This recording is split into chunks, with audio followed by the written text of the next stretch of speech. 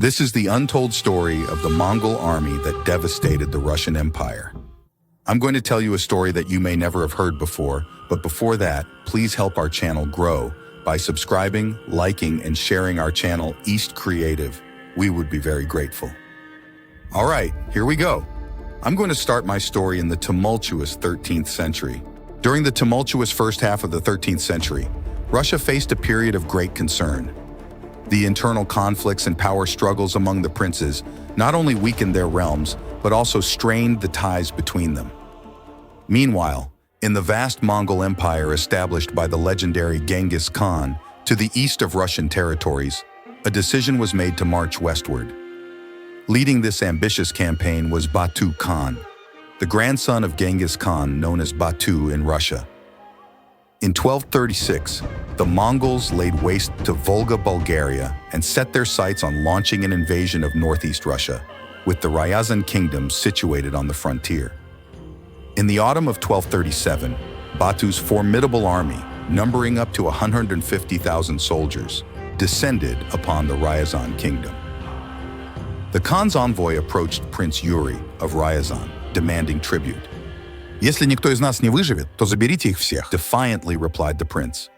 As the Ryazan people geared up to defend against the impending invasion, they sought aid from Grand Duke Vladimir Yuri Vsevolodovich, but their pleas fell on deaf ears, with other princes also turning a blind eye.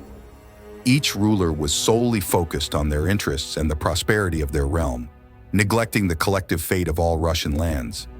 Meanwhile, Batu's forces successfully overcame the Ryazan vanguard detachment and proceeded to lay siege to Ryazan on December 16, 1237. Despite the initial resistance from the townspeople, their numbers dwindled rapidly as more Mongol detachments, having pillaged surrounding villages and towns, closed in on Ryazan. Encouraged by their prince, the Ryazanians held off the invaders for 5 days, steadfastly defending the city walls without surrendering their arms. However, their resolve began to falter. And on the 6th day, during the night of December 2021,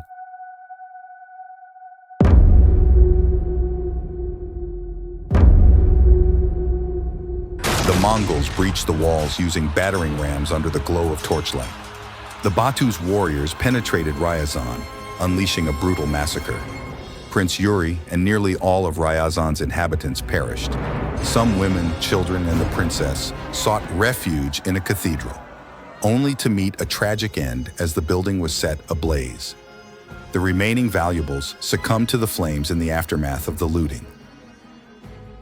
The tale of the Mongol-Tatar conquest of Ryazan is vividly depicted in the renowned old Russian literary work, The Story of the Destruction of Ryazan by Batu, from the 13th century.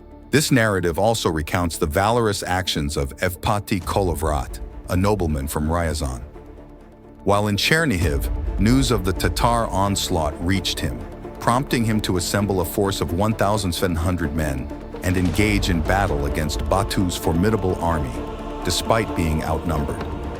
Historical records suggest that the Mongolian forces numbered between 15,000 to 20,000 soldiers. Kolovrat faced off against the Mongolian hero Kostovrul and emerged victorious in their duel, resorting to a Tatar sword after his blade dulled, ultimately sacrificing himself in the fierce combat. The Mongol Tatars launched an assault on the Russian troops using firearms, resulting in the near annihilation of the entire squad. Among the casualties was Kolovrat, who met his demise in the fierce battle. According to the tale, Batu and his warriors were astounded by the exceptional bravery displayed by the noble hero Ryazan and his fighters. The Mongol Khans praised the late Kolovrat, describing them as exceptionally courageous and resilient individuals, likening them to fearless beings with wings. Batu himself expressed admiration for Kolovrat's valor and prowess in combat, acknowledging the significant losses inflicted upon his formidable horde. In a gesture of respect for the bravery shown by the Russian soldiers, Batu ordered the return of Kolovrat's body to them and allowed their safe passage without harm.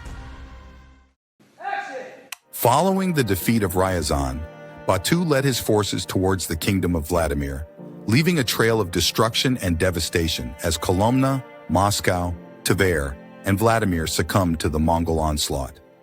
Numerous Russian settlements and villages were ravaged, pillaged, and set ablaze, painting a grim picture of the aftermath of the conflict.